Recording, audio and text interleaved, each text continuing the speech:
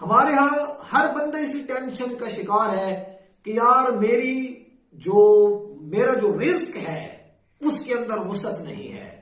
तो हजरत अनस इरशाद फरमाते हैं, बुखारी के अंदर ये रिवायत मौजूद है, आप फरमाते हैं कि मैं ये सुन रहा था कि हुजूर अकरम सल्लल्लाहु अलैहि वसल्लम इरशाद फरमा रहे थे कि जो बंदा ये चाहता है कि उसकी रोजी को वुसअत मिले और उसकी उम्र जो है वो दराज हो, तो उसे चाहिए कि वो सिला रहमी करे। सिला रहमी क्या होती है?